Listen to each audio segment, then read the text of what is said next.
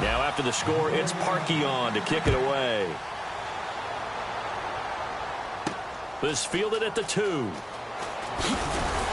And he'll get across the 20 before he's brought down at about the 23-yard line. We get a glance at the Browns defense as they file into position. A field goal last time is what they gave up in a close game. All these drives start to feel so critical. And they are. And, you know, we've met so many defensive coordinators who just really hate the bend but don't break mentality. They're much more of the aggressive school. But that mentality has won a lot of games. If you're only giving up field goals on drives, that usually keeps you in it and gives your offense a chance to retaliate. Yeah, and right now it's got them with the lead. CD, wanted to get your thoughts just on the landscape of the offseason for each of these teams. Super Bowl in the rearview mirror, but so much going on. People look at the draft a lot, but there's a lot more that goes into the offseason for these front offices, is there not? It certainly is, and then even before we get to the draft, you start with the combine. You know, that's held in Indianapolis every year, and you have about 350 of the top prospects coming together to get their physicals and interviews and on-field performance, and all that will get evaluated along with their game tape. And then you've got the free agents, all right? That starts, I believe, in early March, where now the free agents can start moving around to different teams. So your team's starting to take a little bit of shape there, free agency, because then the draft's coming up. You're trying to put your team together with new draft picks, have everyone start to move in one direction. And then you have the OTAs and minicamps. We get to see them on the field for the first time, and we start to get a better idea of how these teams are going to look when the fall begins. They go play action here on first down. And incomplete there, almost picked off. That's one you maybe expect your roaming free safety to come up with. But it's second down. Oh, well, you mind if we go off topic for a second? No, you know go. I like to do that randomly. AFC playoff contenders for this year that didn't make it last season. Who do you have that might get in? Well, I think Cincinnati's got to be considered there. Maybe they'd have an offseason that's calm, and they go into this season and try and get back to the playoffs where they've been perennials. How about Denver? Yeah. Remember last year they didn't have the quarterback to start. Trevor Siemian played pretty well overall, but maybe they can get solidified there and ride that strong defense right back into the playoffs. I'm going to give you a couple a little bit off the pace. Wide open, complete, and all the way home for a Broncos score. Virgil Green, 66 yards, and the Broncos have retaken the lead. Well, that was the fly route for a touchdown, and since he caught that one and scored it, I got to tell the story. Before the game, we were standing there. He was running deep routes, dropped one. It bounced up and just hit me right in the gut, and I said, come on, man, but there was no drop. Yeah, you okay now? I'm good. All right, I'm good. We got the ice pack up here. You're just fine. What I loved about it was the subtlety of the route, because everyone knows he's fast. They're going to play him for that route first and foremost, but sometimes it's a head fake. It's varying your speed off the line of scrimmage. It's giving the defensive back different angles to think about. Is he going inside? Is he going outside? And then, as you noted, he just took off past him. Oops, there he goes again. And that one carries out of the side of the end zone for a touchback, so that will come out now to the 25-yard line. And as the Cleveland Browns come back out onto the field, they'll get going again on offense here in a second, but 1-15 this last year. And it's a franchise that since moving back to Cleveland in '99 has only been to the playoffs one time. Hard to believe, right? Just 2 winning seasons in that time frame only 2. as well. But I think there's optimism to be had here in Cleveland. I think that the fans, it's tough for them to see it after another 1-15 season. But I think that they have a plan in place to move this franchise forward. Ownership, front office, head coach, all in lockstep together, with a vision and a plan that they intend to execute.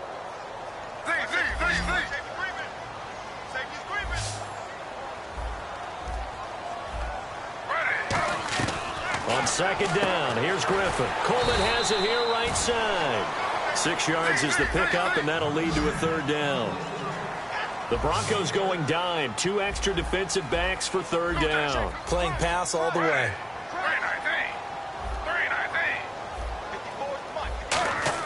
From the gun on third down, Griffin. He's going to float the... Well, this is taken in. It's complete. And all the way in. Touchdown, Cleveland. Duke Johnson, 76 yards. And the Browns have retaken the lead. He's having a nice little first half here, partner. And it's a first half that leaves us anticipating what can still come. I mean, 2 touchdowns already here through the second quarter. There could be plenty more before this game is over.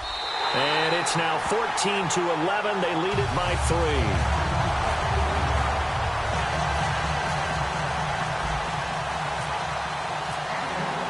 Now after the score, it's Parkey on to kick it away. This is taken at the 3. And he will be brought down here at about the 17-yard line. The Bronco offense now set to come back out onto the field. And they're going to need another score. Got one last time, but still down here.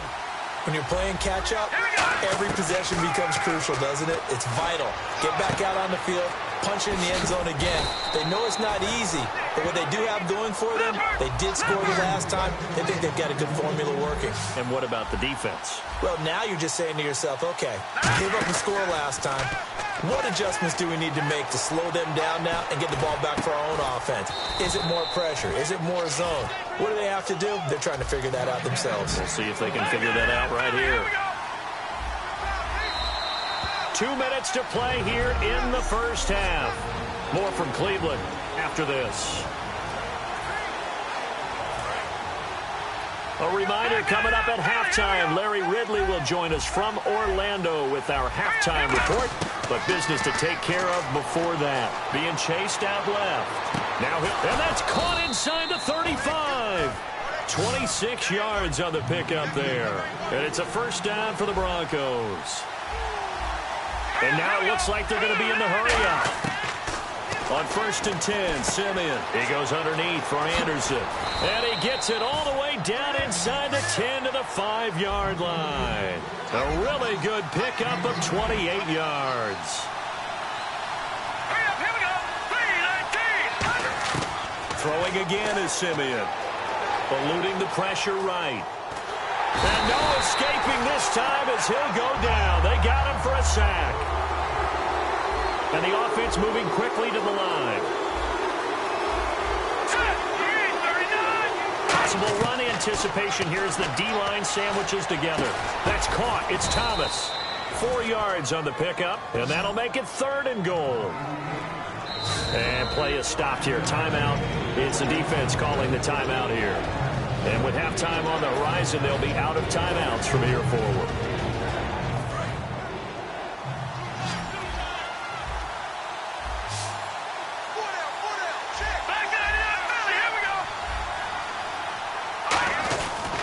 They'll run for it with Anderson. And he'll actually lose a little bit of yardage here. Back to the 2. They're not going to kick it. A chip shot, but they're going for it down 3 on 4th down. Back to throw, Simeon. And it is incomplete. They're turned away on 4th and goal. And the Browns are able to come up with a goal line stand. So a tough pill to swallow there. A would-be touchdown pass in and out of his hands on 4th. Sometimes it just comes down to execution, doesn't it? Because we're always questioning, should they go for it, should they not? Is it the right play call, is it not? In this situation, everything was right except for the finish. You have to catch the ball and convert. 3 yards on the pickup there, and it'll be 2nd down. And while they hope to continue this drive, it's really already mission accomplished. They've given enough space now that they have to pump the ball. They've done so with that first run. 2nd down following the run. Now Griffin down around his goal line. Completes it to Coleman. Only 3 yards on the catch. It's 3rd down. And they're going to hurry back to the line now.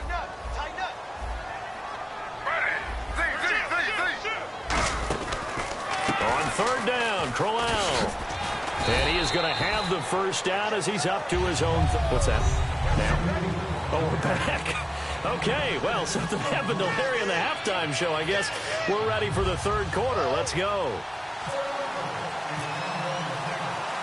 So both teams have their marching orders, and we'll get going again here in quarter number 3. And no return on this one as the fair catch is signaled for and taken.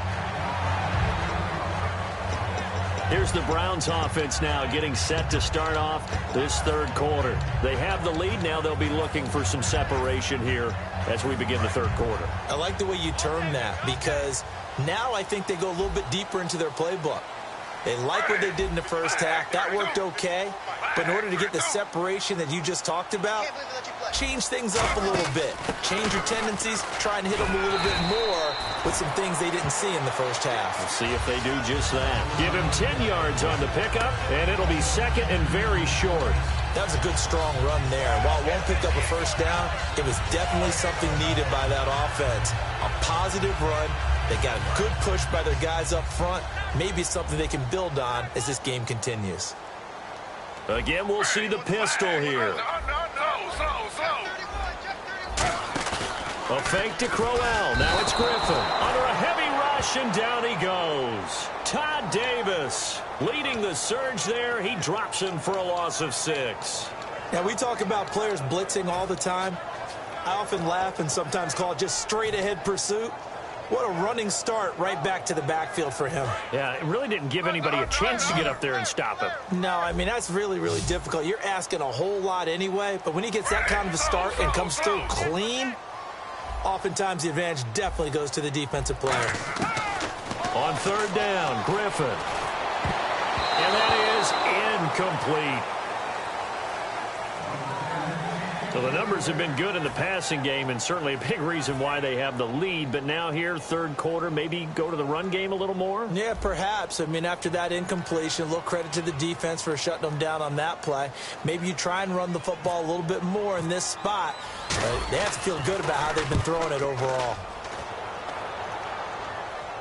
Fair catch called. It's taken in right at the 20-yard line. So possession goes over here on the punt. And the Broncos take over. First down and 10.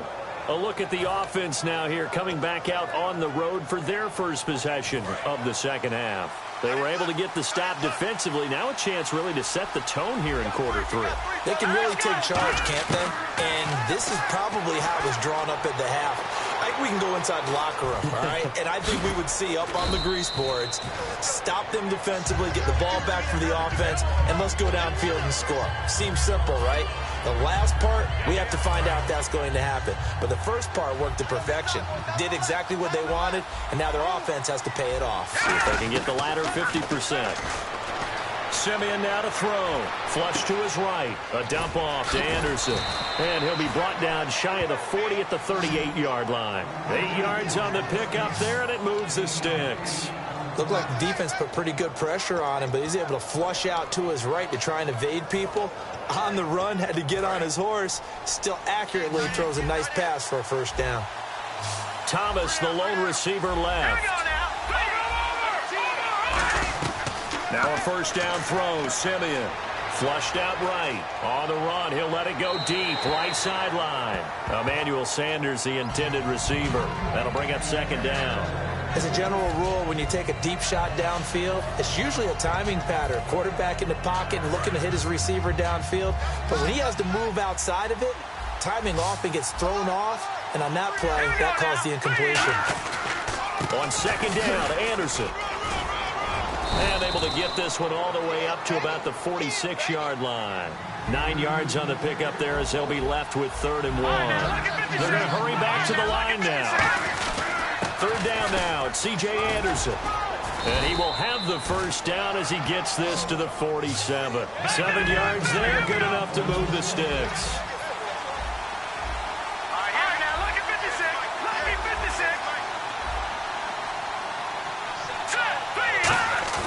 They go play action here on first down. Escaping the pressure right. Now on the run into a double team, and it's intercepted. A great read, and it's picked off. And a good return here as he takes it up past the 30-yard line. Okay, it's real simple to say from here, but we know that sometimes as a quarterback, you've got to know when to say when and just throw it away.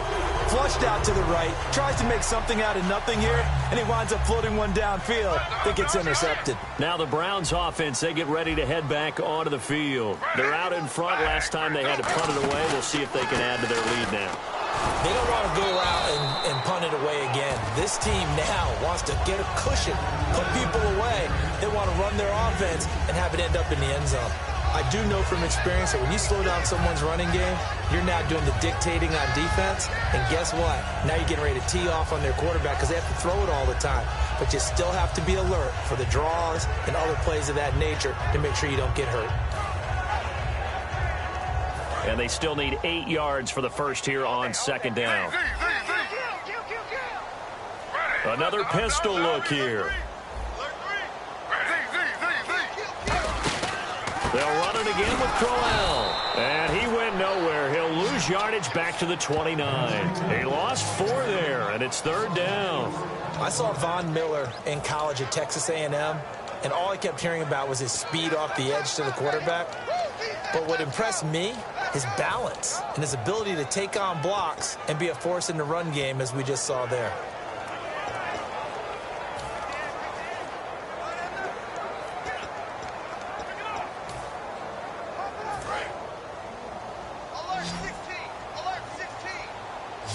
And the Broncos go to a nickel set on third down. Yeah, they've got an extra DB out there. From the gun on third down, Griffin.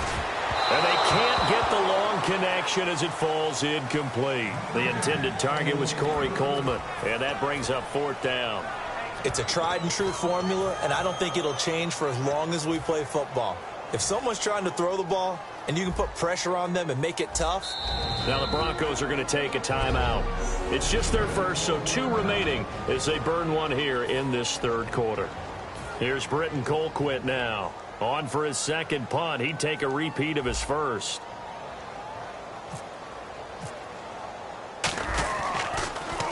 He gets this one away, and boy, it's another boomer. Fielded at the 20. They juked him. An 8-yard return there after a punt of 47. And the offense will take over with a new set of downs. And Denver getting set to take the field. Looked like they had something going last drive. Then the interception happened. Will they recover? The memory they need to keep with them is that they did have something going. They were moving the ball on offense, had a nice sequence going. Don't worry about the other part. You can't get that back. Let's go back to what you were doing well before. I thought you were going to say they need to have no memory, but remember the good part, forget the bad. I like that even better. And they're going to speed things up here. Here's Simeon now on second down. They find some open field here. And he'll get up near the 45. They'll spot it at the 44. They get 6 on the pickup there as the drive will continue.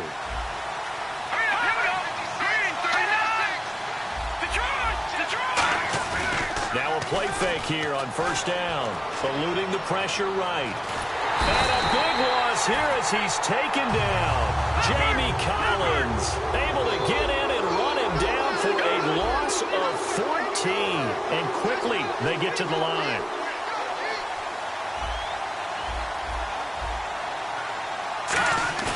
Play fake to Anderson. Now Simeon under pressure. They got him again. Danny Shelton in there to drop him, and sacks on first and second downs are going to lead to a third and long.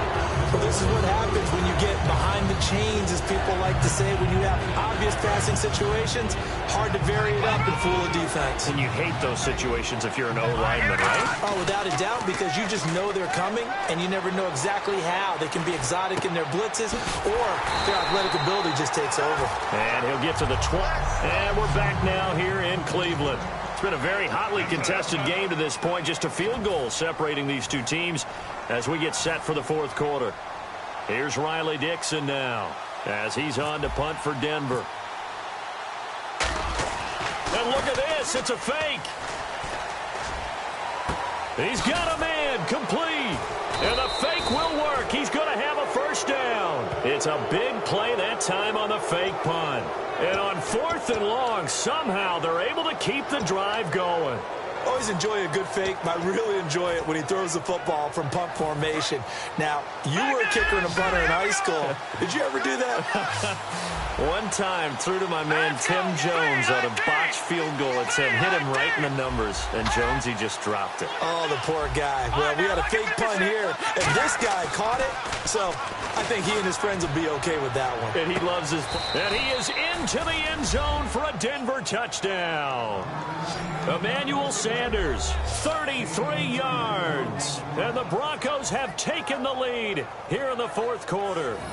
And how about that, giving us our 5th lead change of the game? It's been back and forth. No doubt about it, and right now, they're ahead, but they can't relax at all because if we've had 5 lead changes, I'm kind of betting on a 6th. Yeah, we might see a 6th. So that winds up a 7-play drive all told. And it ends with a Denver touchdown. After the touchdown, here's McManus now to kick it away.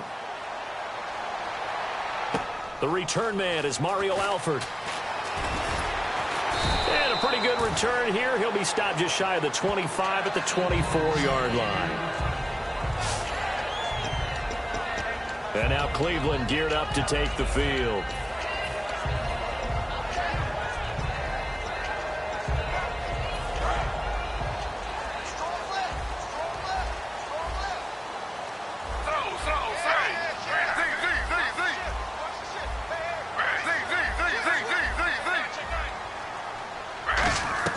On first down, Griffin.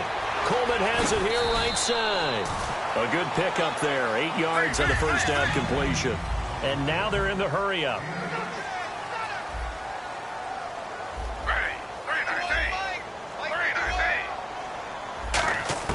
On second down, here's Griffin. Looking middle, and it's incomplete.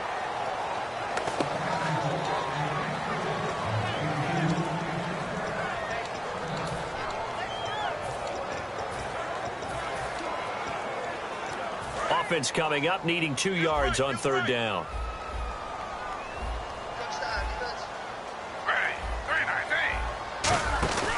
They'll try to run for it with Corral.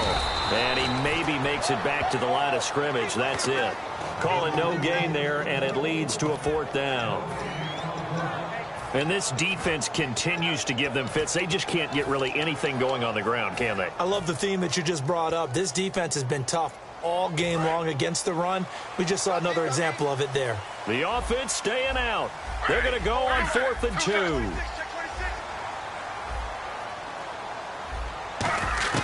Here we go. It's Griffin on 4th down. And a quick throw here. That's complete. Call it an even 20 yards on the pickup. And they're able to pick up the conversion here on 4th down. Boy, that's some kind of effort. When he caught it, I doubted if he could get there. Knew it was going to be close, but credit him.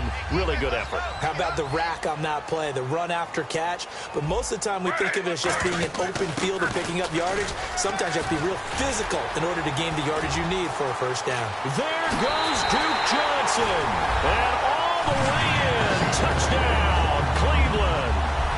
Duke Johnson, 47 yards. And the Browns have moved out in front here in the fourth quarter. And that score gives us our 6th lead change of the game. Are we back on the playground on the seesaw? A little seesaw battle, yeah. Up and down, up and down. What a game we've watched here. It's been fun. That time, 75-yard drive, 5 plays. And it's capped off by the Browns' touchdown. And they will not get a chance to return this one as it's through the end zone for a touchback.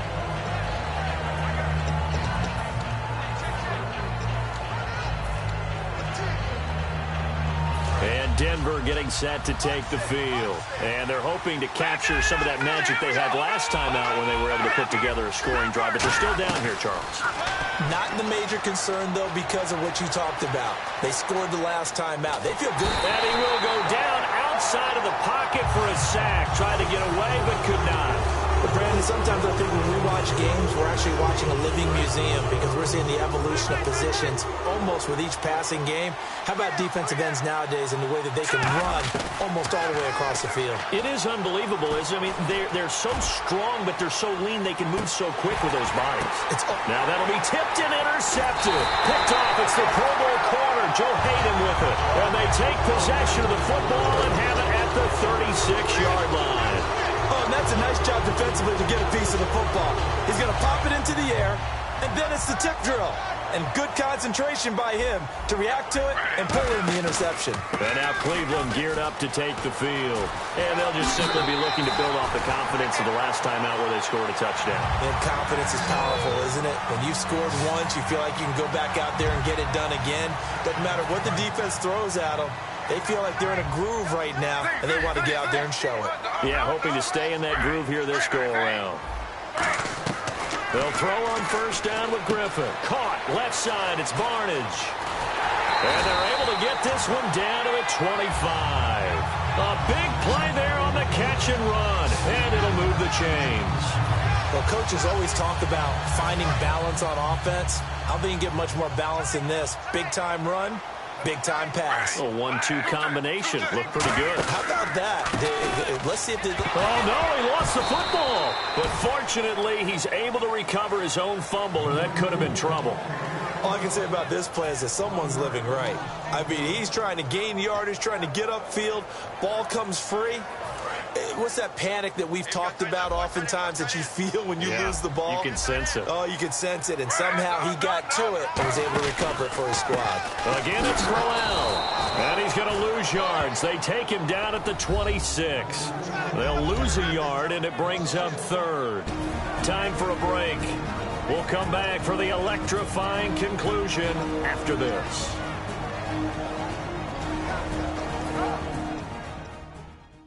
So the Browns in possession of the football here as we get you reset.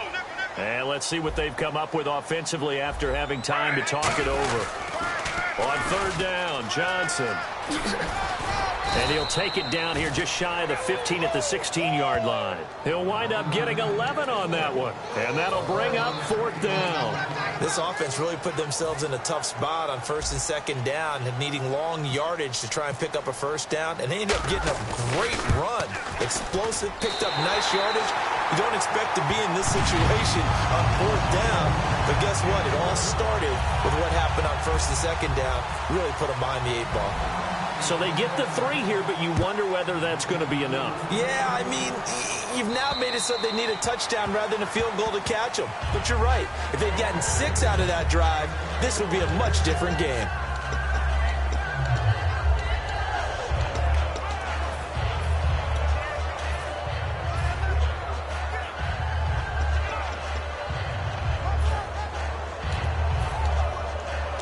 And Denver getting set to take the field. And following the interception, we'll see what they can put together on this drive.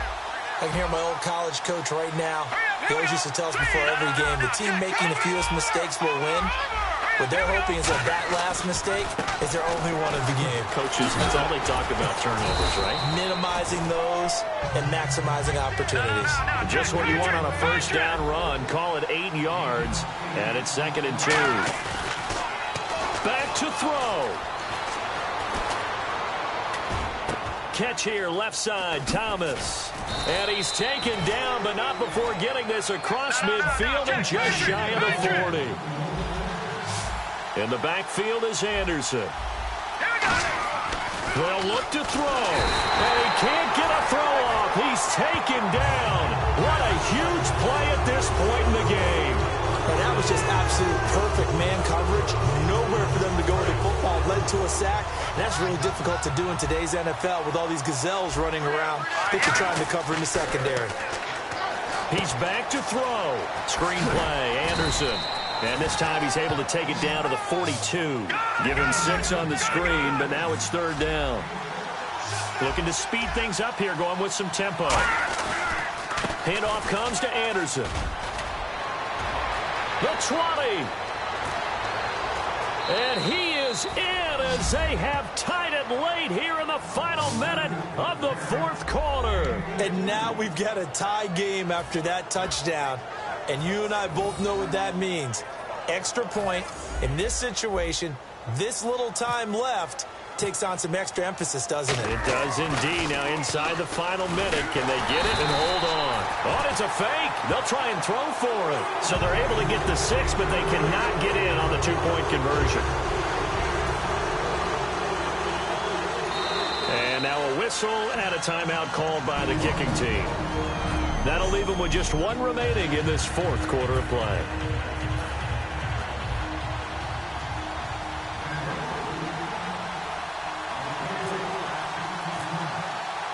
So here comes the kickoff now, all even here in this fourth quarter. Short kick here, fielded about the 17. And they're going to wind up with pretty good starting field position as they get it up past the 35.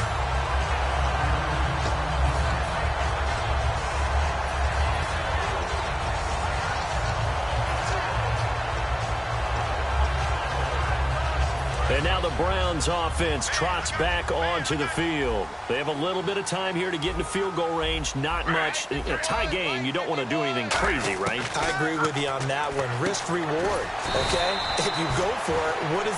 Now hold everything here. We're going to get a timeout by the offense. It's just their first. They've got two more to use here in the final stages.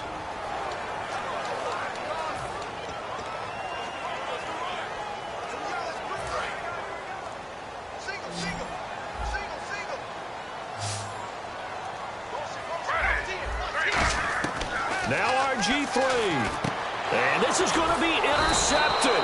Picked off by the safety, T.J. Ward. And they get the football. They'll set up shop at their own 49-yard line.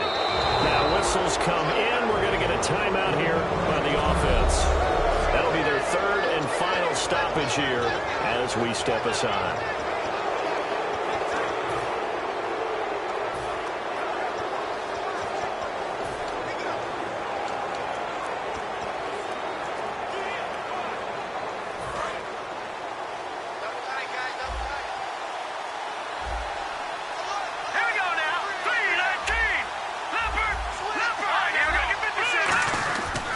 Start the drive with Anderson.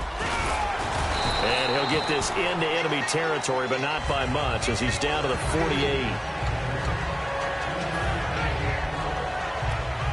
Here we go with 2nd and 7.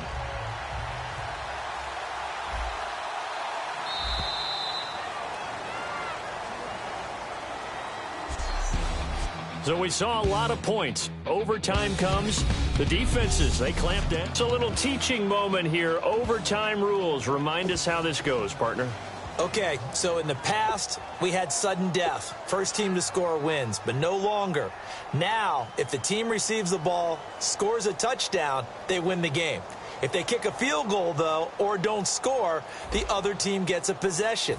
And after both teams get a possession, then we're into sudden death. First team to score wins the game. Nothing between these two teams for 4 quarters. Here we go to begin overtime. And that'll carry over the back line of the end zone for a touchback. Robert Griffin III now gears up to lead this offense again. And the passing game, I mean, look at the numbers. It's fallen off. When a team is struggling, sometimes you look at the quarterback. When the quarterback starts to struggle, who goes over and picks him up? Yeah, that's always a big one, isn't it? Usually, there's a quarterback whisperer somewhere. And what I mean by that is, whether it's an assistant coach, whether it's one of his best friends on the team, someone that can get in his ear, get with him and say, all right, well, man, what do you need? What's going on here? So he's one person he can lean on. He's going to have to lean on that guy right now. 13 yards there on the pickup, and it'll give the Browns a first down. That throw has to be a quarterback's dream, doesn't it? Big tight end, curling in the middle of the field, so it's great sight lines for him. And when they show their numbers back to the quarterback, when they sit down right there, that should be pitch and catch. They'll put 2 receivers left, 2 to the right. On 1st and 10, it's Griffin. A screen complete to Crowell. And he'll get up to the 43-yard line.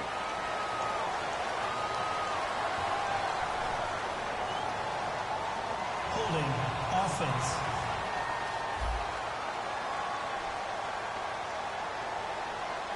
So holding by the offense, and maybe now got to shift up what you want to do on the playbook. Yeah, definitely. Change what you're doing in the playbook, but boy, the advantage shifts to the guys on defense, doesn't it?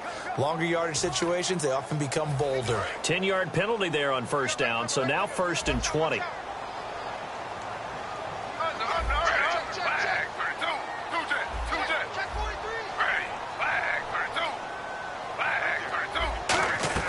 To throw is RG3. Coleman has it here right side. The loss of a full 3 yards, and now it's second down. They completed the screen on the perimeter, but, boy, that was textbook defense, exactly as you're taught to play against a wide receiver screen, and they snuffed it out for a loss of yardage.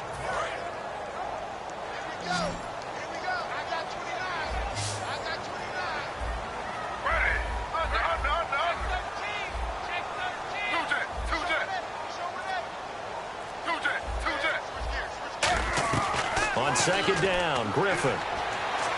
He'll rifle this one deep right side. And incomplete on the deep ball.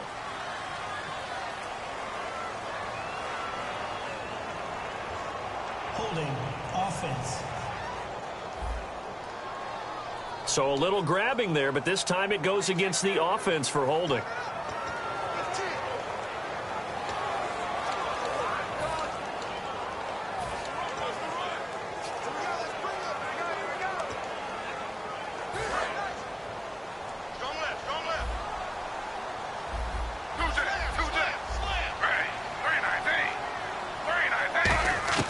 Now Griffin on second down. Andrew Hawkins has it complete. A good pickup there, 13 yards as they get closer for third down.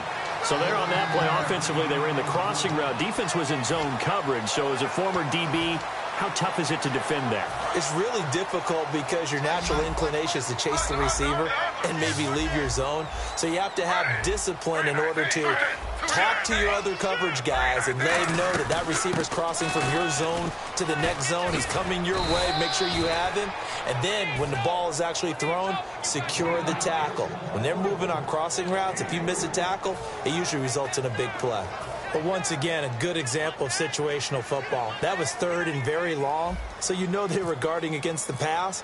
And when they decided to run the ball, that was okay. Whatever yardage they picked up, as long as they didn't get to the first down marker, the defense was willing to concede, and they stopped them well short of a first down. A good return there. Call it 13 yards. And possession will switch hands, 1st and 10.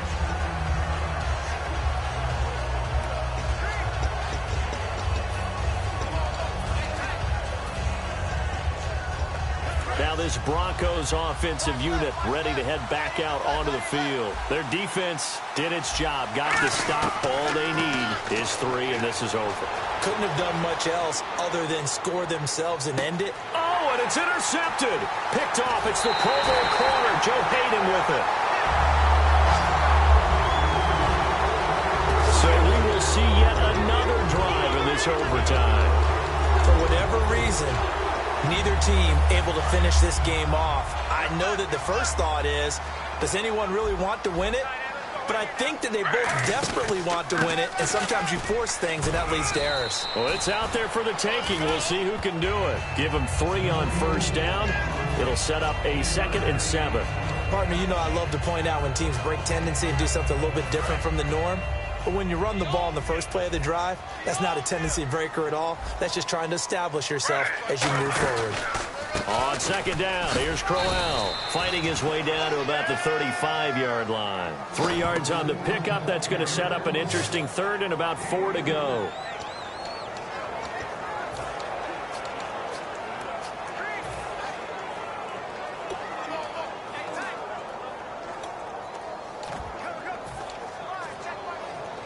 And this defense looks for one more stop here on 3rd after the run. 2 minutes to go here in overtime. We'll be back after this.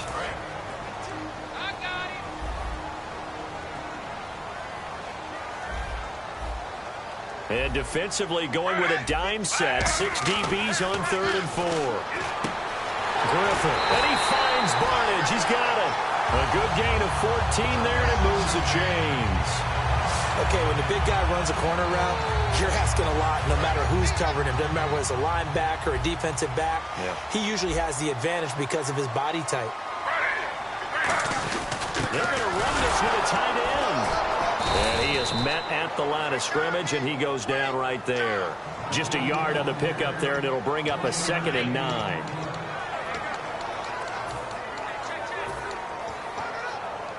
See if they stay on the ground for 2nd down.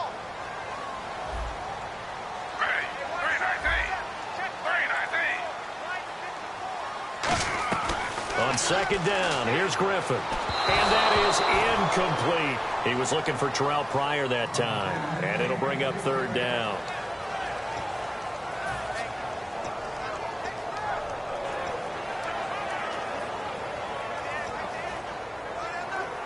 And you would have to think an obvious passing situation here on 3rd and 9.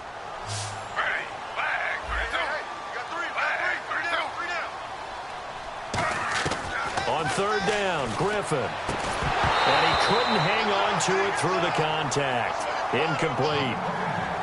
We know it's not an easy job to go out and catch passes when people are trying to tackle you and knock the ball away. But the bottom line is... And now the Broncos will burn another timeout here.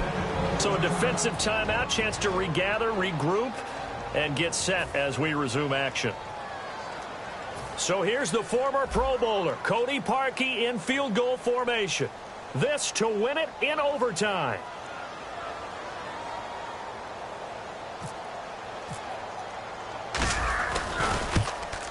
And he got it.